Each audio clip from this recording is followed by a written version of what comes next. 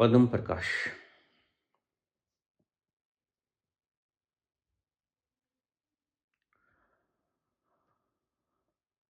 आत्मिक तरक्की कैसे हो बाबा?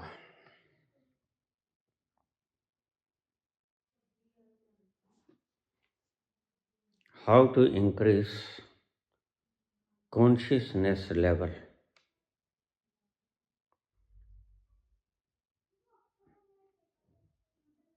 बड़ा सुंदर सवाल है।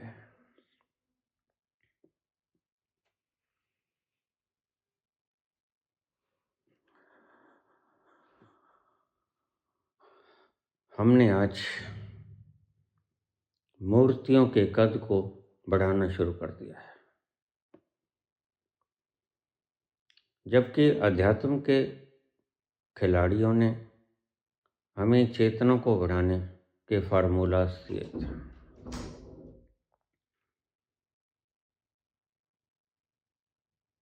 विज्ञान भैरव तंत्र में भगवान शिव ने पार्वती को 112 विधियां कॉन्शियसनेस को बढ़ाने के लिए बताई, और हमने 112 फीट की स्टील की मूर्ति खड़ी कर दी। सदगुरु जी महाराज ने आदि योगी 112 फुट स्टील की मूर्ति जाके देखिएगा। बाहर का नज़ारा बड़ा सुंदर नजर आएगा, लेकिन वो ऐसे मूर्ख ये नहीं जानते कि मूर्तियों के कद बढ़ाने से कॉन्शियसनेस का कद नहीं बढ़ता। एक इंगित है कि कॉन्शियसनेस लेवल 100 पर आ जाए, 100%।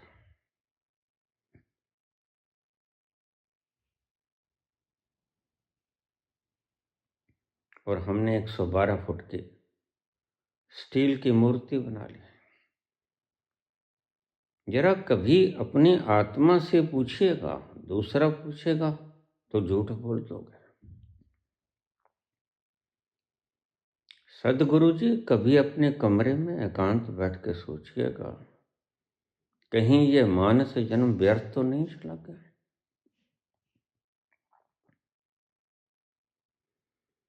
कहीं ऐसा तो नहीं कि हमने कॉन्शियसनेस के लेवल को बढ़ाना था, हमने मूर्तियों के लेवल को बढ़ा दिया। तो Guinness book of world record में आपका नाम आ गया, लेकिन उस परमात्मा के रिकॉर्ड में आपका नाम आया कि नहीं आया? तुम लाखों लोगों को भ्रमित कर सकते हो, कोई अध्यात्म के वे से कर ले, कोई राजनीति के वे से कर ले, लेकिन आपका मूल सिद्धांत यही है, how to make a man foolish.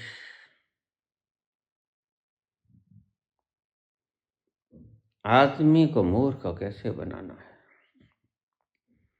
लेकिन तुम्हें परमात्मा का बुनियादी उसूल अभी पता नहीं चला।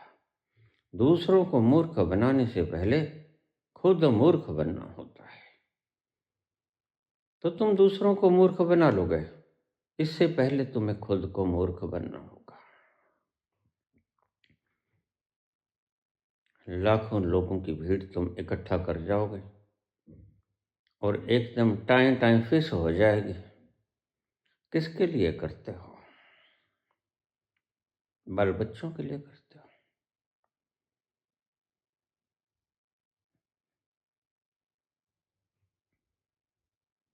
जिस मोह के कारण तुम करते हो, वो बाल बच्चों का हो, वो शरीर का हो, वो दुनिया में मान प्रतिष्ठा कमाने का हो, धन संग्रह करने का हो, कोई हाल मस्त, कोई चाल मस्त, कोई माल मस्त, बस तुम मस्त होना चाहते हो। हम एक नंबर हैं। एक नंबर हुआ जाता है कॉन्शियसनेस लेवल को 100% ऊंचा उठा के। जिस आदि योगी की तस्वीर तुमने बना दी, क्या उससे कभी ईद भी मनी?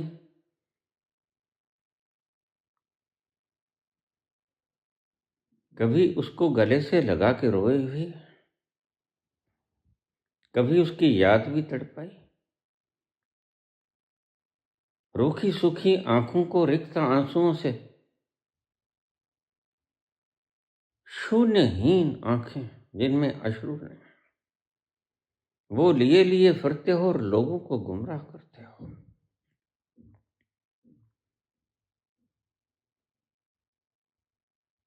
ऐ मोहब्बत, तेरे अंजाम पे रोना आया।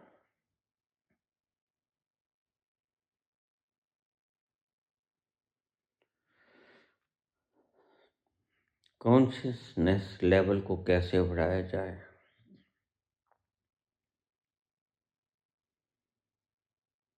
मैंने अपनी 2-3 हजार वीडियोस में यही कुछ बोला है।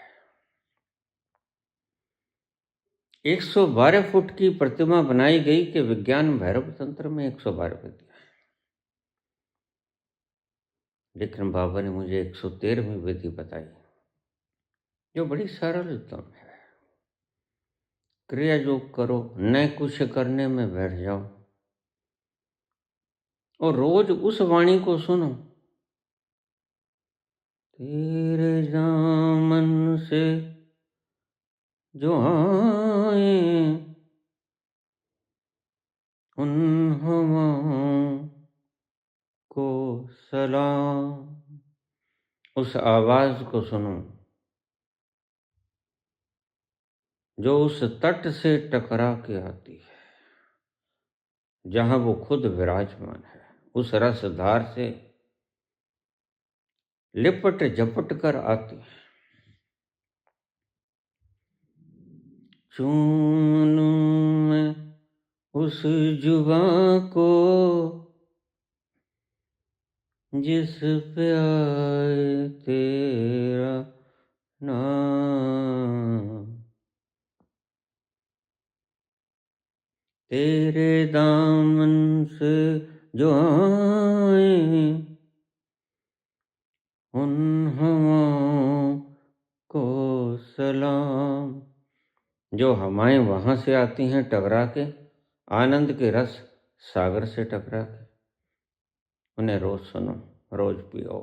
सुनिए दुख पाप का नाश, तुम्हारे सब कष्ट कलेश दर्द तकलीफें मिट जाएंगे।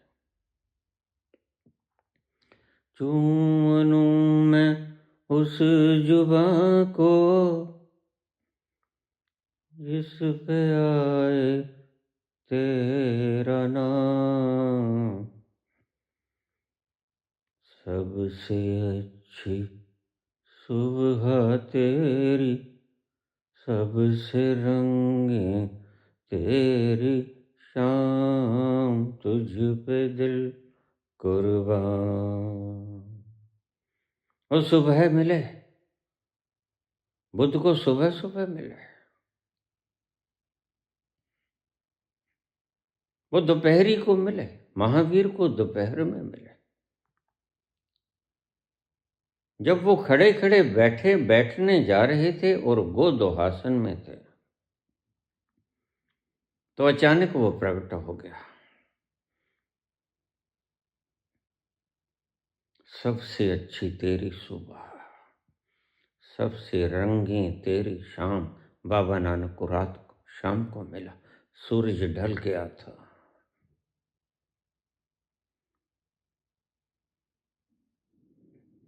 तुझ पे दिल कुर्बान, उस पे दिल कुर्बान करो।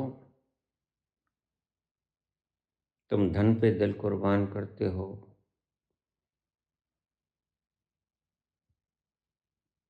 गद्दियों पे दिल कुर्बान करते हो, मान सम्मान मिल जाए, हमारे पाँव को धोकर लोग पिए, हमारे नाम का जयकार हुए, उद्घोष करें लोग। तुम्हारी चाहतें बेअर्थ हैं, व्यर्थ हैं, उनका कोई अर्थ नहीं। जो 112 फुट की स्टील की मूर्ति बनाई गई, कभी उससे मिलन हुआ? कभी दर्शन हुआ? कभी उस प्यारे प्यारे चेहरे को निहारा? कभी उसे गलवकड़ी डाली? कभी उसके साथ गलवकड़ी डालकर ईद मनी? कभी उसकी याद में झर झर झर आंसू बहे? कल कल करती हुई गंगा की लहरों के समान तुम्हारा हृदय कभी खेल उठा?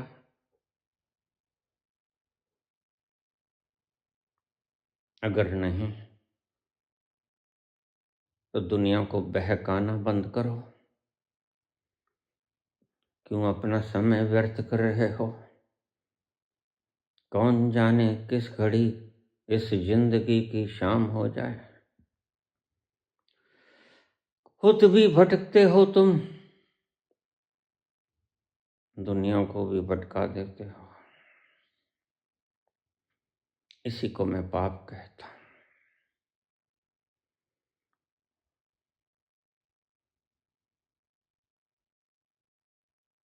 क्रिया योग करो, सुबह उठकर खूब करो। तत्पश्चात स्नान ध्यान करके न कुछ करने में बैठ जाओ, जिसे मैं ध्यान कहता हूं। तत्पश्चात मेरी वीडियो को सुनो, जो उस तट के सागर के आनंद से लिपट झपट के आई।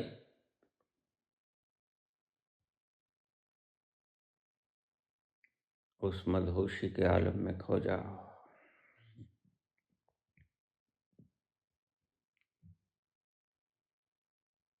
बस तुम्हें कुछ और करने की जरूरत नहीं है। और फिर जो कुछ करना है वो इस रथ के लिए करना है, जिसके ऊपर तुम आरूढ़ हो, जिसे तुम मैं कहते हो। शरीर के पालन पोषण हेतु इसको भी बनाए रखना, ये जरूरी है, वाहन है। और इसे वाहन की तरह ही प्रयोग करना है। मैं की तरह प्रयोग करना बंद कर दो।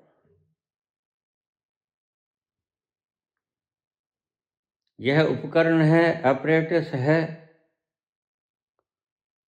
यह साधन है।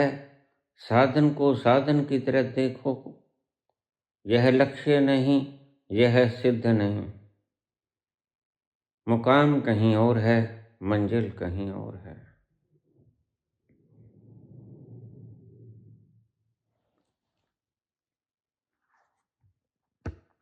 How to increase the consciousness level.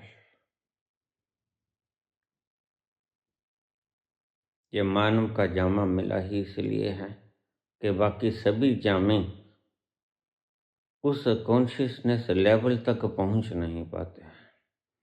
एक ही जामा, और वो है मानव जामा। तुम देवता भी हो जाओगे तो नहीं पहुंचोगे। ये प्रश्न पूछा है। देवता तो मनुष्य से ऊपर होते हैं, वो क्यों नहीं पहुंच पाते बाबा? पहुंचने के लिए मानव शरीर ही क्यों जरूरी है? आओ, मैं तुम्हें आज इस भ्रम से भी मुक्त कर दूं।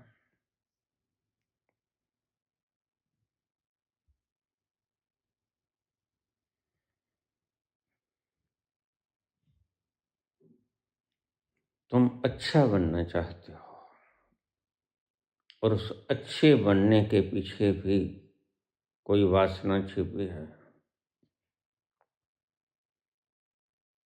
तुम चाहते हो लोग मुझे मरने के बाद याद करें। किसको पड़ी है? किसको फिक्र है कितने आए कितने चले गए?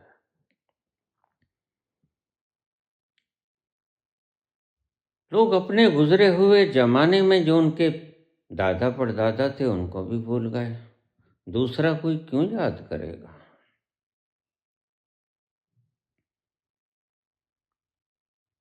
यही गलती तुम कर रहे हो।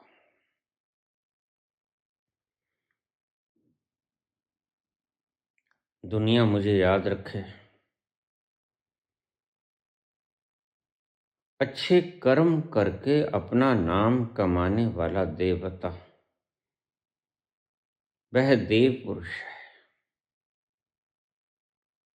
और वह भी नहीं पहुंच सकता। क्यों? क्योंकि उसके पीछे भी वासना छपी है, और उस तत्व तक तुम तब पहुंचोगे जब सभी वासनाएं क्षीण हो जाएंगी। परमात्मा होने की वासना भी क्षीण हो जाएगी, देवता होने की वासना भी क्षीण हो जाएगी। सही पूछो तो देवता होने की वासना अहंकार की वासना है। मैं मरकर भी अच्छा कहलाऊं, लोग मुझे कहें कि डी रूजवेल्ट बहुत अच्छा व्यक्ति था, लोग मुझे कहें कि सदगुरु बड़ा शानदार गुरु था। कोई फातिहा यहाँ आए क्यों,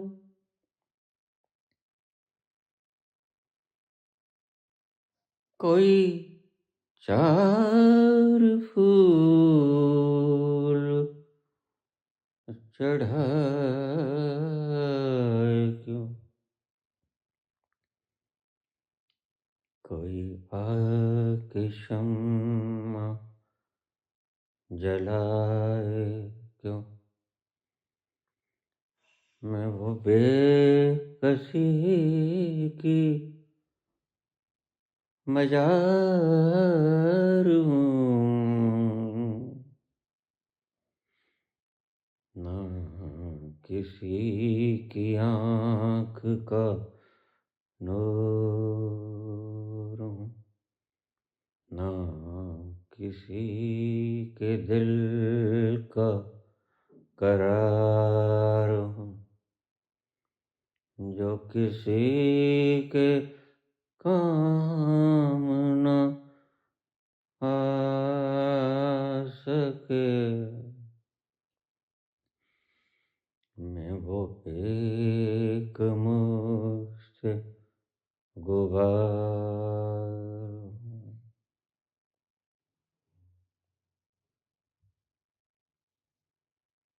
तुम्हें पता है, हिंदू मुसलमान में ईर्ष्या द्वेष फैलाने वालों,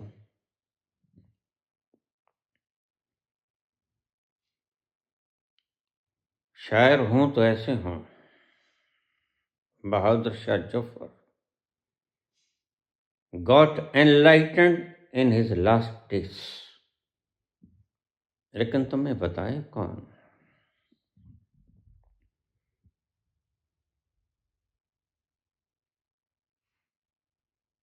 इन शब्दों के अर्थों को गहरे से खंगालोगे तो पता चलेगा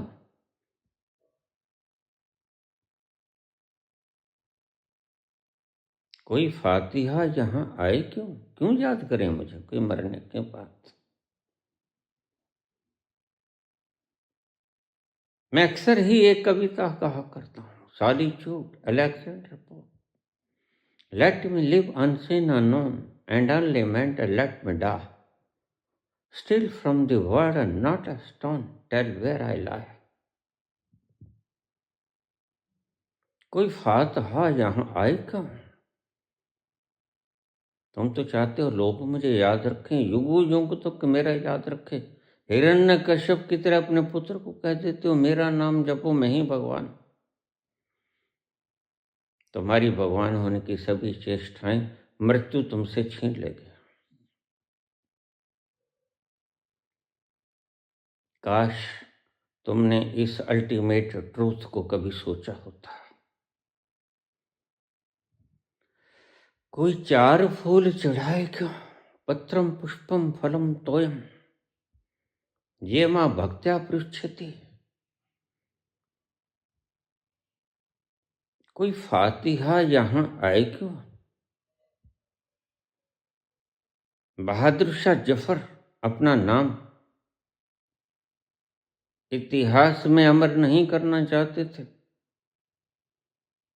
लेकिन देवता इतिहास में अपना नाम अमर करना चाहते हैं। मेरा नाम स्वर्ण अक्षरों में लिखा जाए और लोग मुझे याद रखें, क्या हो जाएगा? मरे हुए व्यक्तियों को 21 तोपों की सलामी दे दो या 2100 तोपों की सलामी दे दो, वह सुनेगा क्या? जिन कानों से चेतना निकल गई तो सुने कौन? सुनने वाला गया। और देते रहो, और तुम इन्हीं मूढ़ कारणों से सारी उम्र भटकते रहते हो, इधर से उधर पेंडुलम की तरह।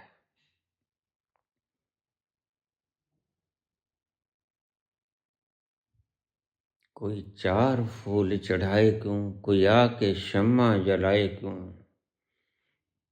मेरी मजार को कोई रोशनाई क्यों बख्शे। मैं वो बेकसी की मजार हूं।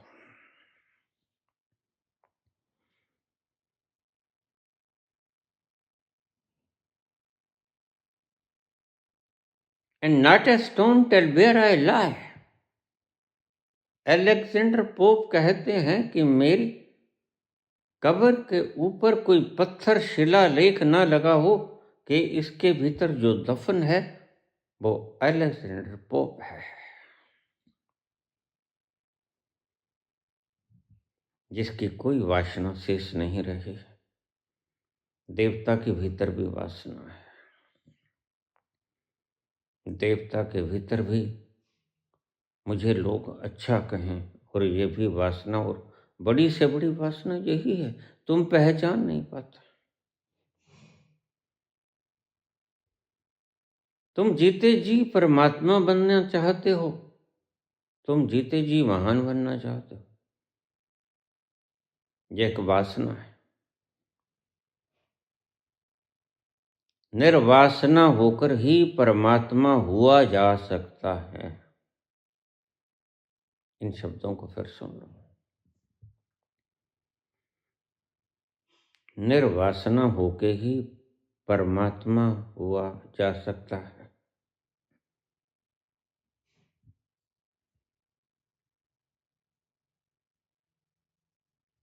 तुम तो संसार की नजरों में भीड़ इकट्ठी करते करते हो।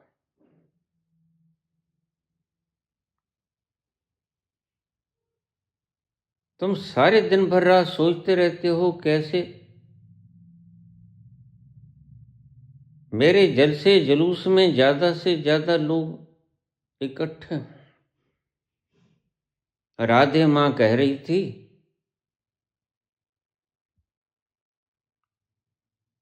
उससे पूछा तुम्हारी अंतिम इच्छा क्या है? वो कहती मेरी मजार पे लाखों लोग फूल चढ़ाएं, मेरे मरने पे लाखों लोग अंतिम संस्कार में शामिल हो। यह भी एक वासना है। कोई मरने के बाद सचखंड दिखा रहा है, कोई मरने के बाद स्वर्ग नरक दिखा रहा है, कोई मरने के बाद लाखों लोगों की भीड़ इकट्ठी करने की इच्छा रखे बैठा है। ये सभी इच्छाएं वासना है। कभी मरने के बाद कोई सचखंड गया? मरना वो जब सब यात्राएं समाप्त हो जाती हैं,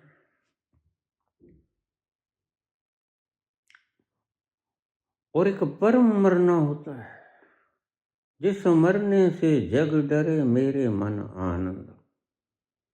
मरने ही से पाइए पूर्ण परमानंद। वह परम मरना है।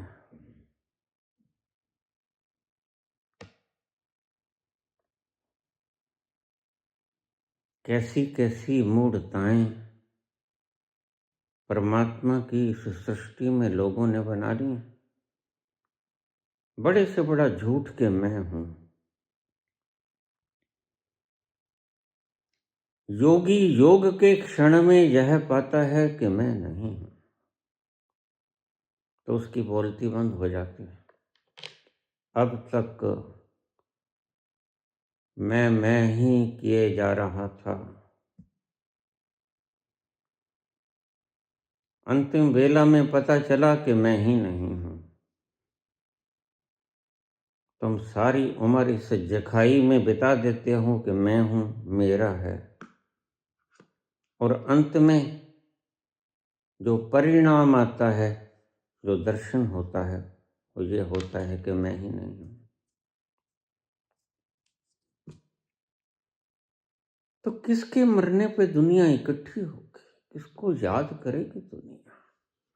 याद करने वाला एक ही है, जिसने इस सारे तंत्र की रचना की। वही वंदनीय, वही स्मरणीय, और तुम उसी को भूल जाते हो।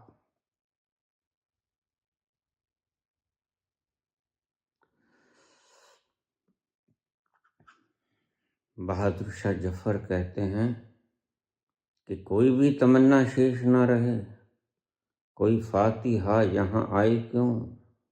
मेरे मरने के बाद मेरी कब्र के ऊपर कोई फातिहा पढ़ने ना आए, कोई 4 फूल चढ़ाए क्यों। क्यों तुम 4 फूल चढ़ाते हो? उसकी जयंती पे या उसकी शहादत पे। कोई आके शम्मा जलाए क्यों। जो परम रोशनाई में खो गया, उसको तुम्हारे दीपक की रोशनाई की जरूरत कहाँ रह जाती है। मैं वो बेकसी की मजार हूं। मैं ऐसी मजार हूं जिसके ऊपर कोई भी ना आए। अगर ऐसा तुम्हारा चित्त दशा हो जाता है तो फिर तुम्हें पाने को और कुछ शेष नहीं रह जाता। यही अंतिम मंजिल है,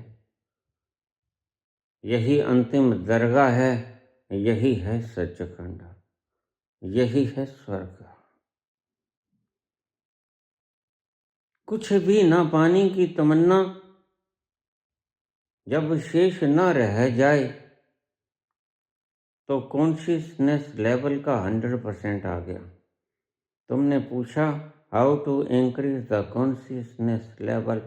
सभी इच्छाएं जब गिर जाती हैं तुमने करानी नहीं।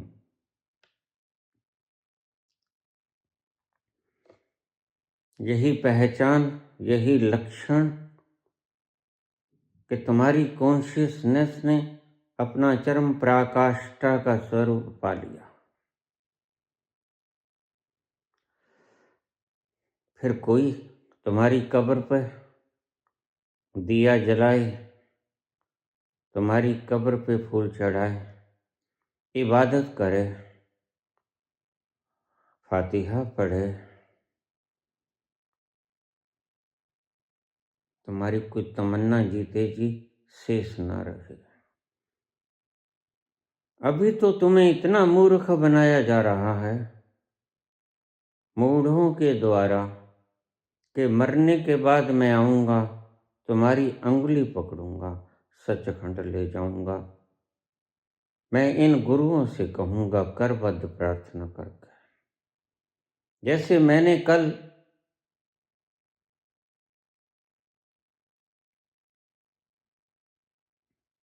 इन लोगों से कहा जो गद्दी नशीन हैं,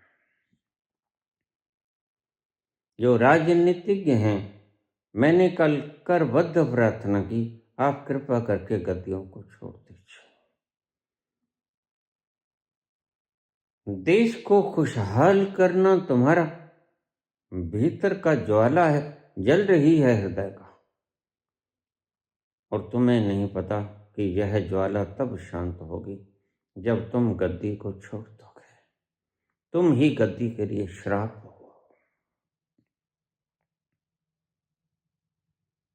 तुम मैं का होना ही जैसे इस तुम्हारे तत्व को देखने में बाधा बन जाता है, आंखों में पड़ा हुआ कुणक ही जैसे संसार को देखने से वंचित कर देता है, ऐसे ही तुम्हारा गद्दी पर आसीन होना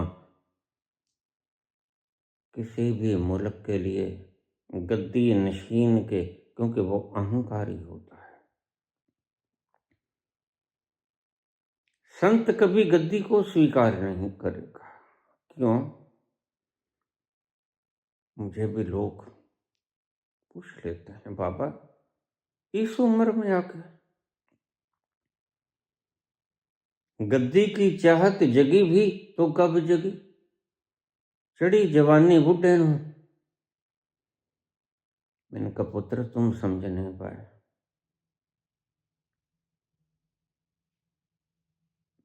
तुम अपने ही ढंग से सोचोगे जो तुम्हारे दिमागों में कूड़ा भरा पड़ा।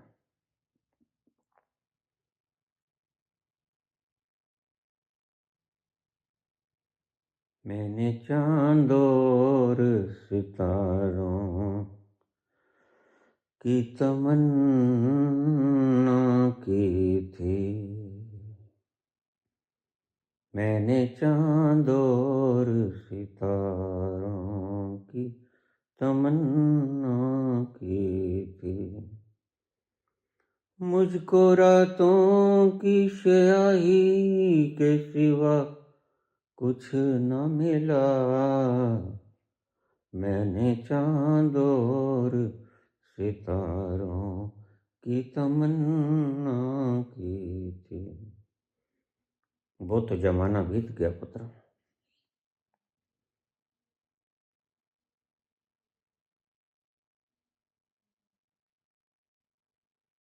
मुझको तुम्हारे हालात पे रोना आया। अभी यंत्र चल रहा है, अभी हृदय धड़क रहा है, अभी फेफड़ा श्वास ले रहा है, और मेरे देश को जरूरत है मेरे। अगर ये देश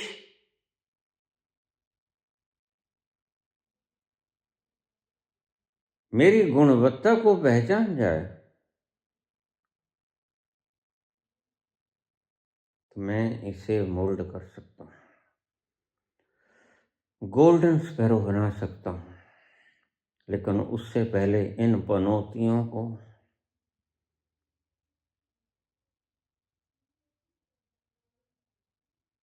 कोई शूद्र तुम्हारे घर में जाके बैठ जाता है, तुम गंगा जल से उसे पवित्र करते हो, दूध से स्नान करवाते हो। तुम में समझ नाम की कोई चीज बची भी है कि नहीं, कि टल खड़काने ही योग्य हो? तो फिर टल ही खड़काते रहते योगी जी महाराज। काहे गद्दियों को धब्बे लगा रहे हो? तुम्हें पता बुलडोजर चलाना दिमाग न होने की निशानी है? इससे कभी कोई मसला हल हुआ? Matters are always solve on the top table.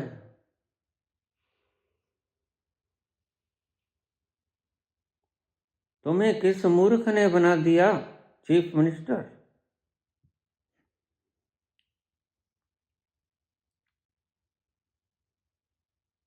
सच पूछो तो तुम्हें जुत्ती भी मारने की इच्छा नहीं होती, जुत्ती खराब हो जाएगी। सड़े हुए लोग हो तुम।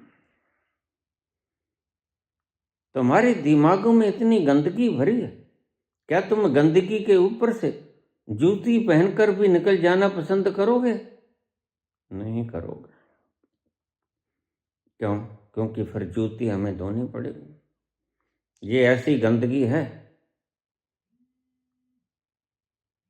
जिससे तुम उच्च गद्दी नशीन करना चाहते हो। इन व्यक्तियों से छुटकारा कैसे पा जाऊं, इस बात का इल्म लड़ाया करो। इस बात को मत इल्म लड़ाया करो कि कैसे इनको गद्दी नशीन और ऊंची गद्दी मिल जाए।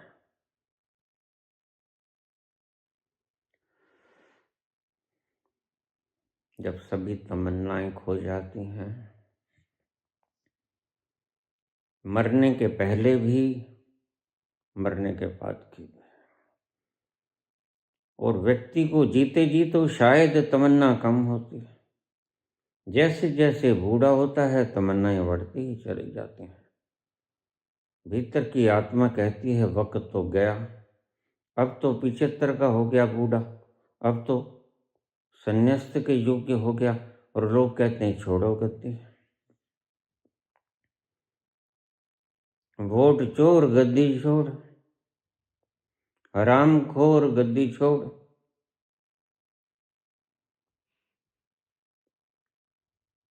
लेकिन तुम ऐसे चिपटे हो अगर थोड़ा भी, इतने जलील होकर भी गद्दी नहीं छोड़ना चाहते।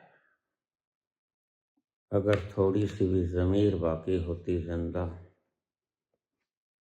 कौन इतनी जलालत सहता है।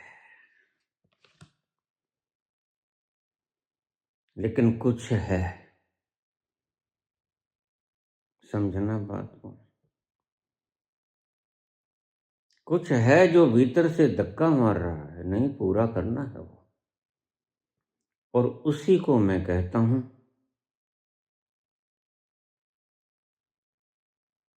वासना। इसी वासना का खो जाना। ना जीते जी कोई वासना रहे, न मन करे काम क्रोध लोभ मोह अहंकार मद मत्सर भय। कुछ भोगने का मन ना रहे, खो जाए सब, तो वही हो जाओ जो कभी थे। अब ये शब्द बड़ा गहरा है, इसको पहले से बांध लो। तुम वही हो जाओ जो कभी थे, तुम मरते तो कभी हो ना। नैनम छिदन्ति शस्त्राणि नैनम दहति पावका न चैनम क्लेदन्तापो न शोषयति मारुतः। तुम मरते तो कभी हो ना, तो वही हो जाओ जो कभी थे। कुछ और बनने की चेष्टा न करो, होने की चेष्टा करो, होने की चेष्टा करो, बनने की चेष्टा न करो।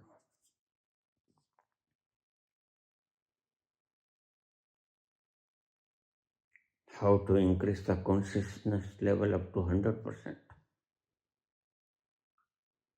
कोई वासना शेष ना रहे, न जीते जी मरना, मरने के बाद लोग बच्चों को पैदा करते हैं, और तो मैं अपना नाम नहीं अमर कर सका, चलो बच्चे ही पैदा कर दो। मरने के बाद लिखा जाएगा जगमीत सिंह बेटा हिरण्यकश्यप, तो नाम तो हिरण्यकश्यप का रह जाएगा ना जिंदा। इसी फिराक में लोग बच्चे जन्मते हैं, और कोई रास्ता ना मिला, this is easy way to be immortal, तो बच्चे पैदा कर दो। क्योंकि जाएगा कहाँ, नाम तो मेरा ही लिखेगा ना। लेकिन लोग बड़े समझदार हैं, जो समझदार बच्चा है वो अपने पिता का नाम भी बदल देता है। फिर तुम उसे चाहे हलाल का हो या हराम का कहो, इससे तो अच्छा है, नॉन बायोलॉजिकल से तो अच्छा है, कोई तो पिता रहा है।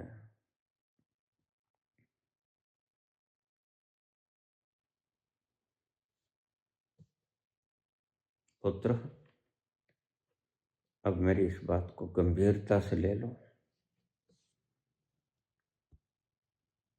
कोई वासना शेष न रहे, न जीते जी न मरने के बाद, तो 100% चेतना जग गए। बस इसे आप गांठ बांध लो। तुम्हें कोई शास्त्र पढ़ने की जरूरत नहीं, किसी गुरु के पास आने की आवश्यकता नहीं, मेरा प्रवचन और सुनने की आवश्यकता नहीं। यह आखिरी शब्द है, आखिरी शब्द है। न जीते जी न मरने के बाद।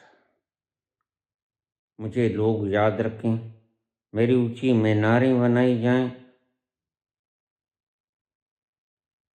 और कुछ नहीं मिलता तो तुम बच्चे पैदा कर देते हो, दिखेगा ना। बाप का नाम, लेकिन लोग, समझदार लोग बाप का नाम भी बदल देते हैं। और ज़्यादा समझदार लोग तो कह देते हैं आई एम नॉन बायोलॉजिकल।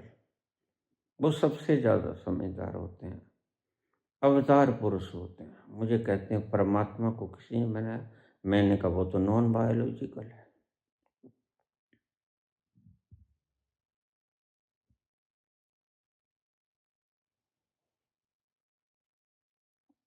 न तो मैं किसी का हबीब हूँ, न तो मैं किसी का रकीब हूँ,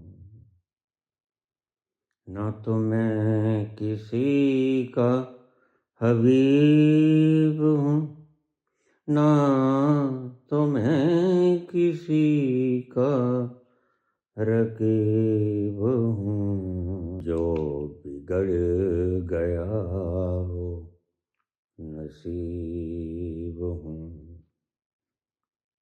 जो उजड़ गया वो दयालु हूँ। न तो मैं किसी का हबीब हूँ, ना तो मैं किसी का रकीब हूँ। जो उजड़ गया वो नसीब हूँ, जो बिगड़ गया वो दयालु हूँ। ना किसी की आँख का नूर हूँ।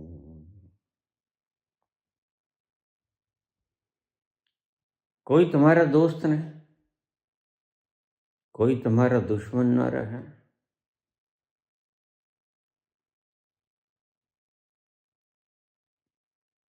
बस तुम ही तुम रहो, या वो ही वो रहे, एक ही रहे। झगड़ा दो में होता है। जब मैं था तब हरि नहीं, अब हरि है मैं ना हूं। प्रेम गली अति सा करे, तामे दो न समा। न तो मैं किसी का हबीब हूँ, न तो मैं किसी का रकीब हूँ। जो बिगड़ गया वो नसीब हूँ, जो उजड़ गया वो दयार हूँ। ऐसे हो जाओ, कोई वासना शेष न बचे। थीम रूप में ऐसे गांठ में बांध लेना। न जीते जी कोई वासना शेष बचे।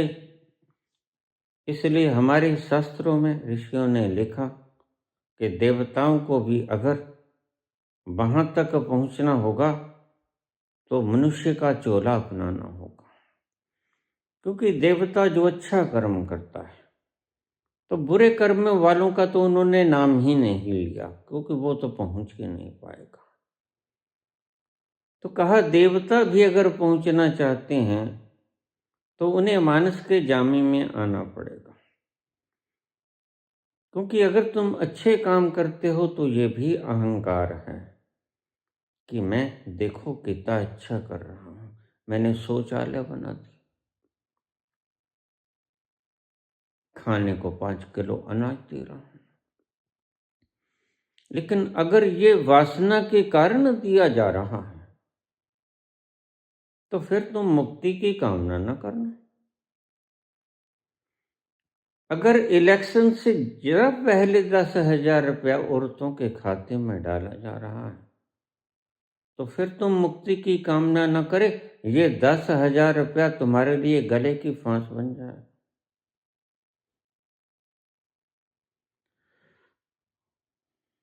तो पुत्र पूछा है, बहुत बार बोला मैंने, अब इसको हृदय में गांठ बांध लो।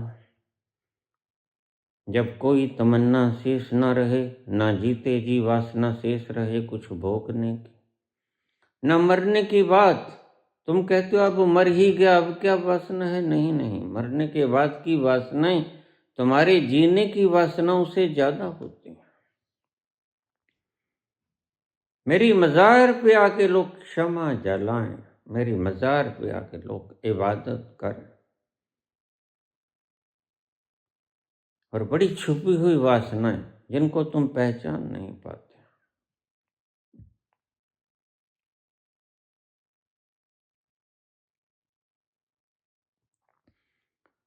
मेरा रंग रूप बिगड़ गया,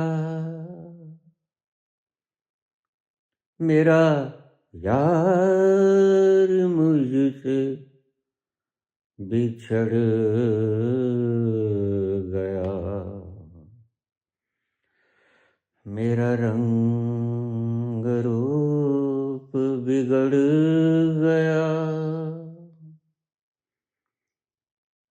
मेरा यार मुझसे बिछड़ गया। वो चमन खिजां से उजड़ गया, मैं उसी की फसले बहार हूँ, मेरा रंग रूप बिछड़ गया। तुम जिसको अपना रूप रंग कहते हो, वह तो एक दिन झुर्रियां पड़ जाएंगी, बूढ़ा हो जाएगा, चलने से बेजार हो जाओगे। जो कुदड़कियां मारते थे, जो रेस लगाते थे मैराथन की, सब थम जाएंगे। मेरा रंग रूप बिगड़ गया, मेरा यार मुझसे बिछुड़ गया। जिसके संग थे मेले में बिछड़ गए उससे, उसको ढूंढो वो कहाँ है। Search him. इसलिए संतों ने कहा नो दाय सेल्फ, सर्च योर सेल्फ, अपने आप को खोजो। मेरा रंग रूप बिछड़ गया, बिगड़ गया, मेरा यार मुझसे बिछड़ गया। जो चमन खिजां से उजड़ गया, मैं उसी की फसलें बहार हूं। कभी बहार की भी फसलें होती हैं, बहार की तो उजाड़ हुआ करते हैं, बहार की फसल थोड़ी होती है। लेकिन अल्फाज बदलने में, बरतने में लाजवाब हैं बहादुर शाह जफर, क्योंकि बहादुर शाह जफर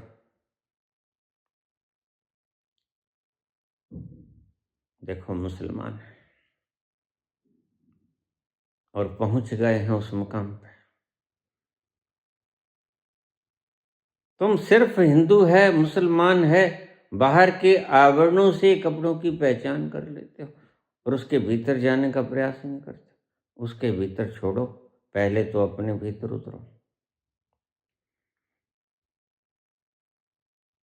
फिर जब तुम when you will recognise yourself, तो दूसरों की भी पहचान आ जाएगा।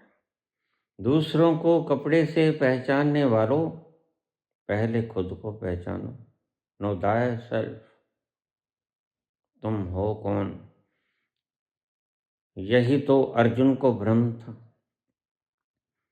मैं गुरु द्रोण को कैसे मारूं, पितामह को कैसे मारूं। और कृष्ण समझते थे, कृष्ण उस तल पर चले गए थे, भगवान हो गए थे। कृष्ण कहते ठीक, तू आंख बंद कर, मैं तुझे तेरा आपा दिखा दूं। पहले उसका आपा दिखाया तो उसने जाना कि मैं शरीर हूं नहीं, तो उसका भ्रम मिटा। मेरा आपा जो मैं समझे बैठा था आज तक, दैट वाज एन इल्यूजन, वह एक भ्रम था। और फिर जब मैं ही नहीं मर सकता, मैं शरीर हूं नहीं, तो मेरे मरने के बाद भी मैं जिंदा रहूंगा। अर्जुन ने ऐसा देखा, और अर्जुन ने जब ऐसा देखा तत्क्षण उसे ये एहसास हुआ कि जब मैं शरीर नहीं हूं तो गुरु द्रोण, भीष्म पितामह भी शरीर कैसे हैं? They also are not body. न हन्यते हन्य माने शरीर, शरीर मरता है, मैं नहीं मरता। तत्क्षण उन्हें पांव में गिर पड़े कृष्ण के, कहते तू ठीक, अभी ठहर जा, अभी तू अपना आपा जान चुका, मंजिलें और भी हैं।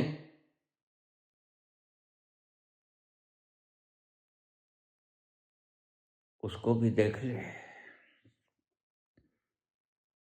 फिर विराट दिखाया, पहले तो तुम कौन हो अर्जुन, फिर ये दिखाया कि मैं कौन हूं अर्जुन, ये देख। इसको विराटत्व कहते हैं। ये दो मुकाम होते हैं। एक जहां तक बुद्ध पहुंचे वो नो दाई सेल्फ, अपदीपो भव। एक दूसरा,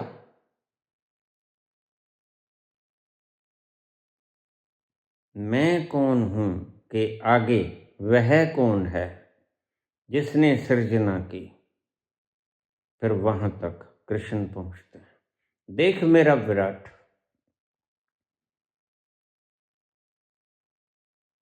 विराट को देखकर वो थर थर कांपने लगा, क्योंकि वहां मृत्यु थी।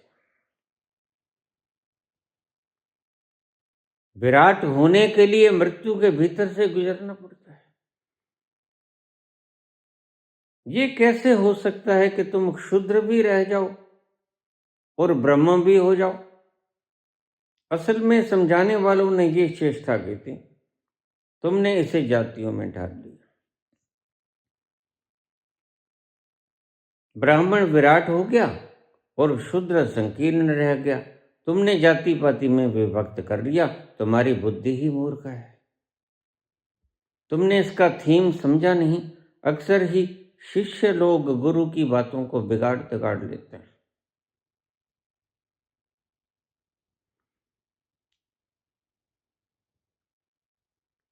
मैं उसी की फसले बहार हूं।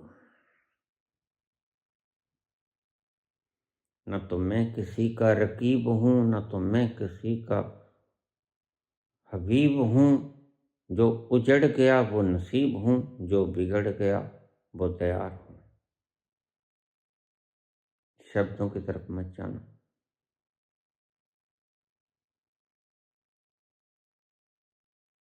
किसी के तुम दोस्त ना रहो, किसी के तुम दुश्मन ना रहो। How to increase the consciousness level. जब तुम्हारी वासना न जिंदा न मुर्दा होने के बाद कोई वासना शेष नहीं रहती, तो समझ लेना कि कॉन्शियसनेस 100% ग्रो हो गया। किसी के शत्रु ना रहो, किसी के मित्र ना रहो।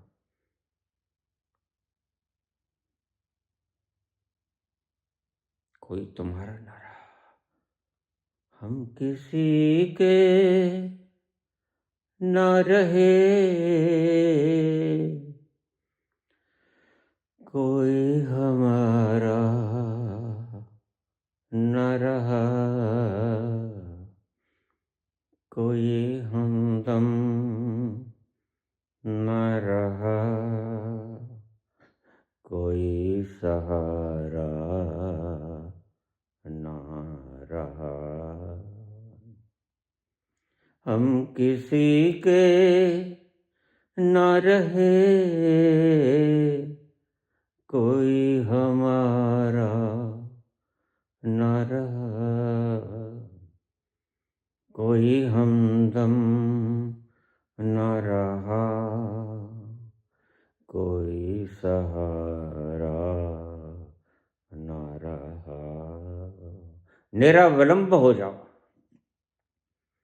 सब अवलंबन खो जाएं, सब सहारे खो जाएं, कोई सहारा ना रहा, कोई हमदम ना रहा। सभी तुम्हारे हैं और सभी तुम हो, सभी कुछ तुम हो जाओ। कोई दूसरा ना रहे, कोई बेगाना ना रहे। वसुधैव कुटुंबकम, सब अपने हो जाएं, सब एक परिवार हो जाएं। यह थी ऋषियों की सनातन परंपरा। जो आज मूर्ख लोग हिंदू राष्ट्र को मांगने के लिए निकले हैं, उन्हें पता नहीं गद्दी नशीं तो हम ही हैं। तो इसे तुम समझदार कहोगे? किससे मांगने चले? अभी भी भिक्षा पत्र स्वप्न में हो क्या? सो रहे हो, स्वप्न आ रहा है। अरे गद्दी पे तो तुम बैठे हो, राष्ट्र किससे मांग रहे हो? और हिंदू राष्ट्र बन भी जाए तो क्या कर लोगे? जो अब तक 11 साल में धन धन कर दी, वो टल टल करते रहोगे।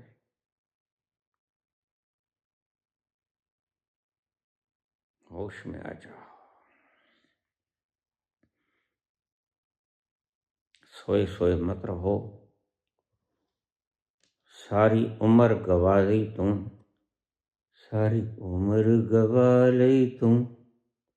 जिंदड़िए दस की जहान विचों खटिया। ये कोट पैंट 6 बार बदलने के बजाय और कुछ खट्टा तुमने? कोई कॉन्शियसनेस न लेवल बढ़ा तुम्हारा? वही रहे ना। काग पढ़ाया पिंजरा पड़ गया चारों वेद, समझाए समझा नहीं रहा डेढ़ का डेढ़। 100% अगर कॉन्शियसनेस को बढ़ाना है पुत्र, तो जीवन में कोई भी वासना शेष ना रहे। जीते जी कोई भोगने की तमन्ना ना रहे। तमन्ना कहता हूं, वासना ना रहे। और कुछ मर जाने के बाद मुझे 21 तोपों की सलामी मिले, क्योंकि मरने के बाद कान काम नहीं करते भाई। कानों से जो सुनता था वो निकल गया चेतन, उसी के होने से थी ये महफिल आबाद, उसी के निकल जाने से उजाड़ आ गया। कौन सुनेगा तोपों की गड़गड़ाहट को? इतनी तुच्छ बातों के लिए जो हैं ही नहीं, उनके लिए तुम मशक्कत इतनी करते हो। 18-18 घंटे काम करते हो, विश्राम कर लिया करो थोड़ा सा। कौन रोकता है?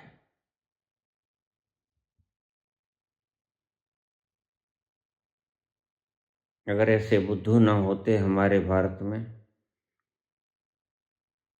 तो चाइना 18 ट्रिलियन डॉलर की अर्थव्यवस्था बनकर अमेरिका को लाल आंखें ना दिखा रहा होता।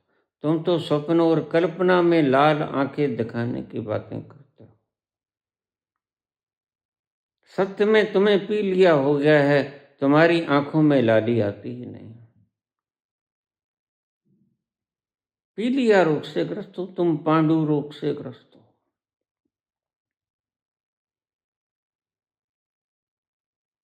कॉन्शियसनेस लेवल जहां तुम जाकर मुक्त हो जाओगे, फिर ना जीने का मोह रहेगा, ना मरने का भय रहेगा। ये आखिरी शब्द सुन लेना। जिसके जीने की तमन्ना मुक गई, जीवेषणा खत्म हो गई, तो बराबर में दूसरे पहलू में सिक्के का दूसरा पहलू क्या आएगा कि मरने का खौफ खत्म हो जाएगा। जैसे ही जीने की तमन्ना खत्म हुई, मरने का खौफ खत्म हो गया। एक ही सिक्के के दो पहलू होते हैं। तुम इन्हें अलग अलग रूप से पहचानने की चेष्टा मत किया करो। जीवेषणा है अगर तुम्हें मृत्यु से डर लगता है, तो तुम जीना चाहते हो। और जितना मृत्यु से डर लगता, जितनी जितनी तुम साथ साथ लेयर्स की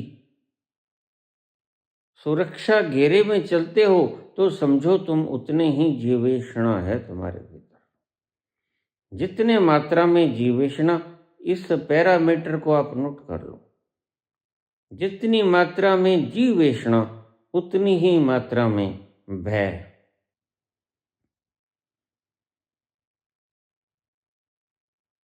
जनता सर्वोपरि होती है, यही लोकतंत्र का महत्व है। हमने कमाया है भाई बोलना, कमाया है बलिदान दे के, कमाया है गोलियां खाई हैं छाती में।